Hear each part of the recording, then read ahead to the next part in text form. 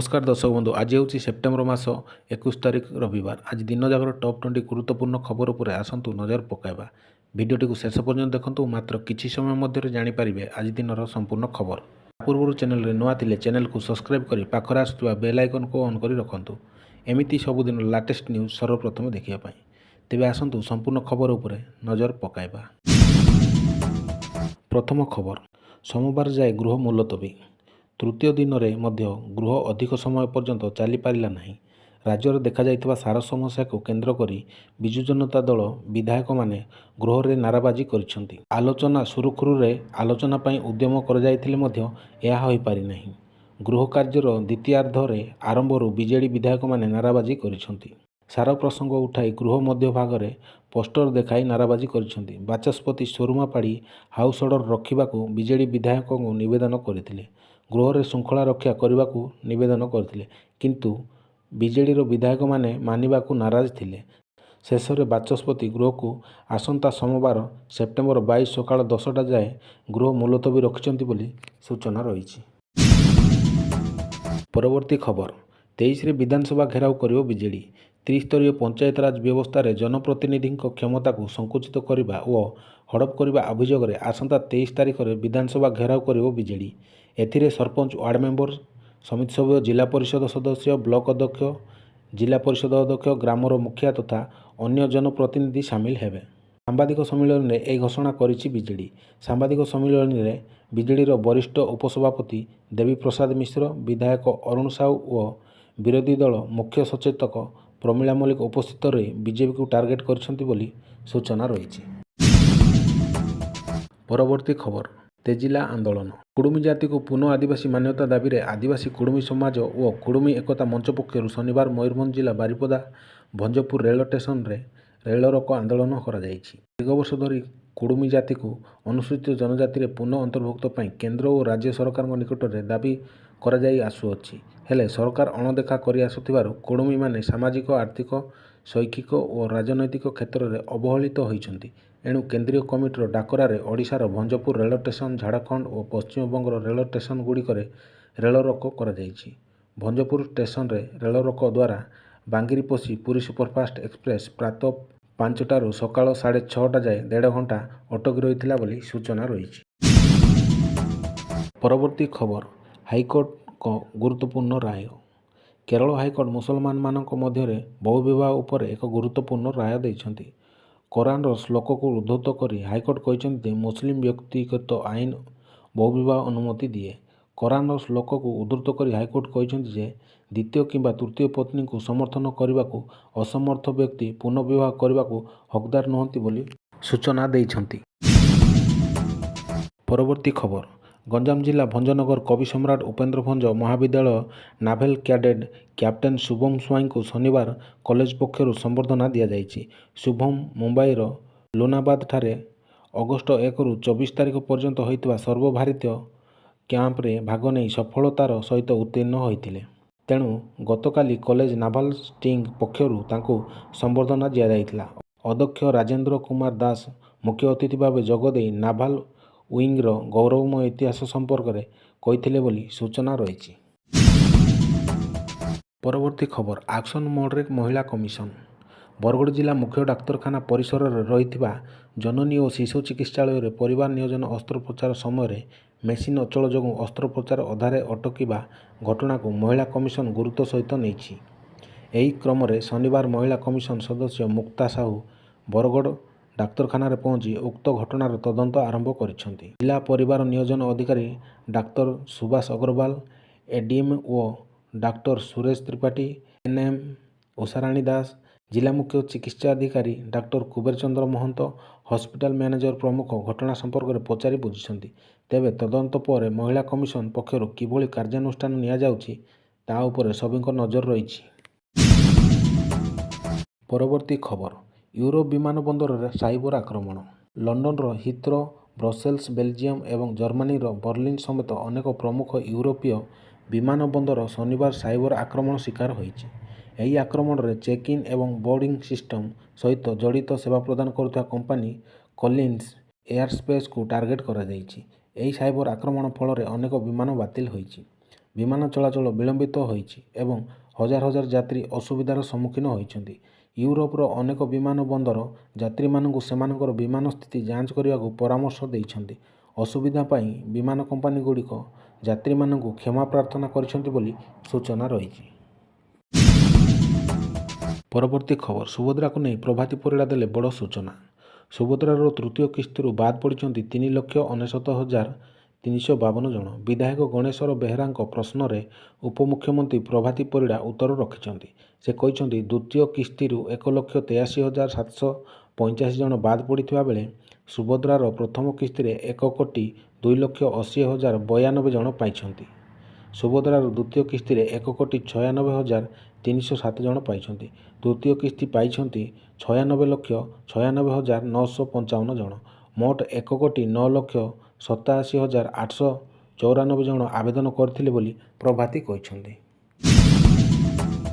ପରବର୍ତ୍ତୀ ଖବର, ରାଜ୍ୟରେ ବନ୍ଦ ଥିବା ମଦ ଦୋକାନ ଖୋଲିବେ ସରକାର। ରାଜ୍ୟରେ ଖୋଲିବାକୁ ଯାଉଛି ବନ୍ଦ ପଡ଼ିଥିବା ମଦ ଦୋକାନ। ବିଭାଗ ତରଫରୁ ଅନୁମତି ମିଳିଛି ଯେ ରାଜ୍ୟରେ ବନ୍ଦ ପଡ଼ିଥିବା 70ଟି ମଦ ଦୋକାନ ଏବେ ଖୋଲିବ। 4ଟି ନୂଆ ଠିପିଖୋଲା ମଦ ଦୋକାନ ଓ 3ଟି ମଦ କାରଖାନା ଖୋଲିବା ପାଇଁ ବିଭାଗ ପାଖରେ ପ୍ରସ୍ତାବ ରହିଛି। ବାଲେଶ୍ୱରରେ ସର୍ବାଧିକ 17ଟି, ଗଞ୍ଜାମରେ 10ଟି, ନୟାଗଡ଼ରେ 9ଟି, ମୟୂରଭଞ୍ଜରେ 8ଟି, କଟକରେ 7ଟି, ରାଉରକେଲାରେ 5ଟି, କେନ୍ଦୁଝରରେ 3ଟି, ବ୍ରହ୍ମପୁରରେ 4ଟି, ବଲାଙ୍ଗୀରରେ 2ଟି, କନ୍ଧମାଳରେ 3ଟି ଏବଂ ମାଲକାନଗିରି ସମ୍ବଲପୁରରେ ଗୋଟିଏ ବନ୍ଦ ଥିବା ମଦ ଦୋକାନ ଖୋଲିବେ ସରକାର। ସେହିପରି ପୁରୀରେ 3ଟି, ଭୁବନେଶ୍ୱରରେ ଗୋଟିଏ ନୂଆ ଠିପି ଖୋଲା ମଦ ଦୋକାନ ଖୋଲିବା ପାଇଁ ବିଭାଗ ପାଖରେ ରହିଛି ପ୍ରସ୍ତାବ। ଢେଙ୍କାନାଳରେ 2ଟି ଏବଂ କଟକରେ ଗୋଟିଏ ମଦ କାରଖାନା ଖୋଲିବା ପାଇଁ ସରକାରଙ୍କ ପାଖରେ ପ୍ରସ୍ତାବ ରହିଥିବା ସୂଚନା ଅଛି। ବିଧାୟକ ଅଖିଳ ଚନ୍ଦ୍ର ନାୟକଙ୍କ ପ୍ରଶ୍ନରେ ଅବକାରୀ ମନ୍ତ୍ରୀ ପୃଥ୍ୱୀରାଜ ହରିଚନ୍ଦନ ବିଧାନସଭାରେ ଏହି ଉତ୍ତର ରଖିଛନ୍ତି ବୋଲି ସୂଚନା ରହିଛି। ପରବର୍ତ୍ତୀ ଖବର, ଦେଶବ୍ୟାପୀ ଲଞ୍ଚ ହେଲା ଇ-ପାସପୋର୍ଟ। ଭାରତୀୟ ପାସପୋର୍ଟର ଆଧୁନିକୀକରଣ ଏବଂ ସୁରକ୍ଷିତ କରିବା ଦିଗରେ ଏକ ପ୍ରମୁଖ ପଦକ୍ଷେପ ସ୍ୱରୂପ ବୈଦେଶିକ ବ୍ୟାପାର ମନ୍ତ୍ରଣାଳୟ ଇ-ପାସପୋର୍ଟ ସୁବିଧା ଆରମ୍ଭ କରିଛି। ଏପ୍ରିଲ 2024ରେ ଏକ ପାଇଲଟ ପ୍ରୋଜେକ୍ଟ ଭାବରେ ଆରମ୍ଭ ହୋଇଥିବା ଏହି ଯୋଜନା ଏବେ ଧୀରେ ଧୀରେ ସାରା ଦେଶରେ ପାସପୋର୍ଟ ସେବା କେନ୍ଦ୍ରଗୁଡ଼ିକରେ ପହଞ୍ଚିବାରେ ଲାଗିଛି ବୋଲି ସୂଚନା ରହିଛି। ପରବର୍ତ୍ତୀ ଖବର, ବହୁ ପ୍ରତୀକ୍ଷିତ ଭୁବନେଶ୍ୱରରୁ କୋଣାର୍କ ରେଳ ପ୍ରକଳ୍ପ ନେଇ ନୂଆ ଆଶା ସଞ୍ଚାର ହୋଇଛି। ଏହି ପ୍ରକଳ୍ପ ପାଇଁ ଫାଇନାଲ ଲୋକେସନ ସର୍ଭେ ଖୁବ୍ ଶୀଘ୍ର ଆରମ୍ଭ ହୋଇପାରେ। କେନ୍ଦ୍ର ରେଳମନ୍ତ୍ରୀ ଅଶ୍ୱିନୀ ବୈଷ୍ଣବ ଏହି ପ୍ରକଳ୍ପ ନେଇ ଚିଠି ଜାରି କରିଛନ୍ତି। ରେଳମନ୍ତ୍ରୀଙ୍କ ଚିଠି ନେଇ ଉପମୁଖ୍ୟମନ୍ତ୍ରୀ ପ୍ରଭାତୀ ପରିଡ଼ା ସାମାଜିକ ଗଣମାଧ୍ୟମ ଜରିଆରେ ସୂଚନା ଦେଇଛନ୍ତି।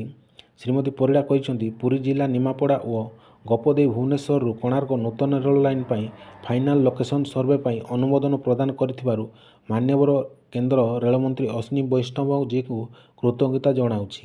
ଏହି ବହୁ ପ୍ରତୀକ୍ଷିତ ରେଳ ପ୍ରକଳ୍ପ କେବଳ ରାଜଧାନୀ ଓ ୟୁନେସ୍କୋ ବିଶ୍ୱ ଐତିହାସିକ ସ୍ଥଳୀ କୋଣାର୍କ ମଧ୍ୟରେ ରେଳ ସଂଯୋଗ ସ୍ଥାପନ କରିବ ନାହିଁ, ଏହା ମୋ ନିର୍ବାଚନ ମଣ୍ଡଳୀ ଅନ୍ତର୍ଗତ ନିମାପଡ଼ା ଓ ଗୋପବାସୀଙ୍କ ପାଇଁ ମଧ୍ୟ ଆଶୀର୍ବାଦ ସାବ୍ୟସ୍ତ ହେବ ବୋଲି ପ୍ରଭାତୀ ପରିଡ଼ା କହିଛନ୍ତି। ପରବର୍ତ୍ତୀ ଖବର, ରେଳଯାତ୍ରୀଙ୍କ ପାଇଁ ଖୁସି ଖବର। ରେଳ ମନ୍ତ୍ରଣାଳୟ ରେଳ ଷ୍ଟେସନ ଏବଂ ଟ୍ରେନରେ ଉପଲବ୍ଧ ପ୍ୟାକେଜ ପାଣିର ମୂଲ୍ୟ ହ୍ରାସ କରିଛି। ଏହି ନୂତନ ମୂଲ୍ୟ 22 ସେପ୍ଟେମ୍ବର ଠାରୁ ଲାଗୁ ହେବାକୁ ଯାଉଛି।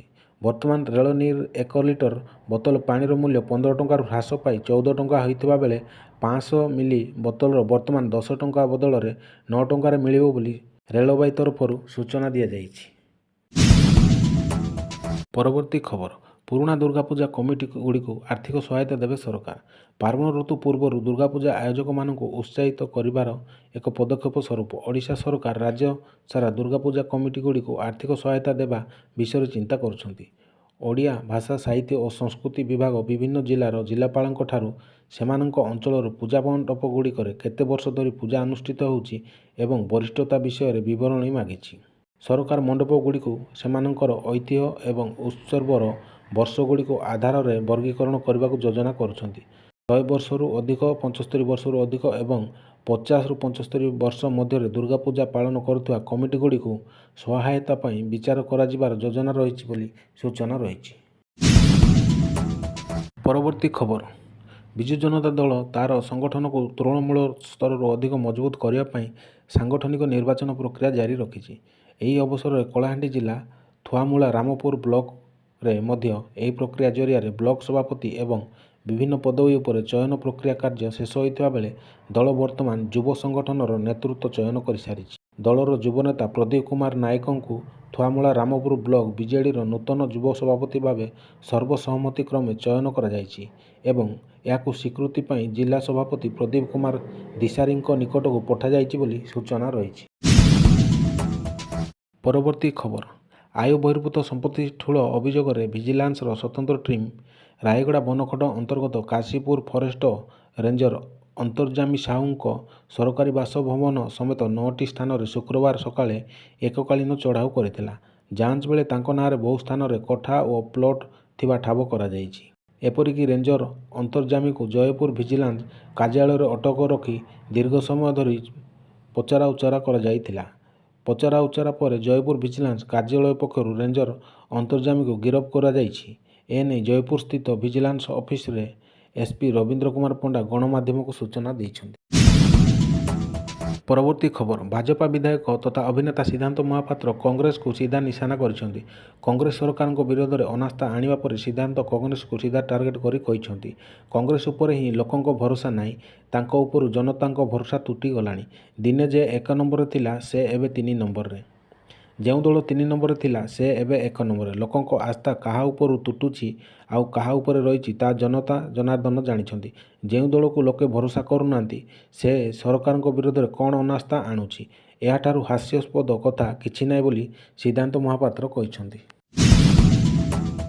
ପରବର୍ତ୍ତୀ ଖବର, ୟୁକ୍ରେନ ଉପରେ ରୁଷର ଆଉ ଏକ ବଡ଼ ଆକ୍ରମଣ। ବିଳମ୍ବିତ ରାତିରେ ୟୁକ୍ରେନ ଉପରେ ଏକ ମିସାଇଲ ଓ ଡ୍ରୋନ୍ ଆକ୍ରମଣ କରିଛି ରୁଷ, ଯେଉଁଥିରେ 40ଟି ମିସାଇଲ ଓ ପ୍ରାୟ 580ଟି ଡ୍ରୋନ୍ ବ୍ୟବହାର କରାଯାଇଥିଲା। ୟୁକ୍ରେନ ରାଷ୍ଟ୍ରପତି କହିଛନ୍ତି, ଏହି ଆକ୍ରମଣରେ 3 ଜଣଙ୍କ ମୃତ୍ୟୁ ହୋଇଥିବା ବେଳେ 12 ଜଣରୁ ଅଧିକ ଆହତ ହୋଇଛନ୍ତି ବୋଲି ସୂଚନା ରହିଛି। ପରବର୍ତ୍ତୀ ଖବର, କଟକରୁ ଭୁବନେଶ୍ୱର ଦ୍ୱୈତନଗରୀ ଭିଡ଼ ନିୟନ୍ତ୍ରଣ ପାଇଁ ରାଜ୍ୟ ସରକାର ବଡ଼ ନିଷ୍ପତ୍ତି ନେଇଥିବା ସମ୍ପର୍କରେ ପୂର୍ତ୍ତମନ୍ତ୍ରୀ ପୃଥ୍ୱୀରାଜ ହରିଚନ୍ଦନ ବିଧାନସଭାରେ ସୂଚନା ଦେଇଛନ୍ତି। ତ୍ରିଶୁଳିଆରେ ନିର୍ମାଣ ହେବ ଦ୍ୱିତୀୟ ବ୍ରିଜ୍। ଏହି ପ୍ରକଳ୍ପ ପାଇଁ 297 କୋଟି ଟଙ୍କା ବ୍ୟୟବରାଦ ହୋଇଥିବା ବେଳେ ଟେଣ୍ଡର ପ୍ରକ୍ରିୟା ଜାରି ରହିଛି। 36 ମାସ ମଧ୍ୟରେ ନିର୍ମାଣ କାର୍ଯ୍ୟ ଶେଷ କରିବା ପାଇଁ ଲକ୍ଷ୍ୟ ଧାର୍ଯ୍ୟ ହୋଇଥିବା ସେ କହିଛନ୍ତି।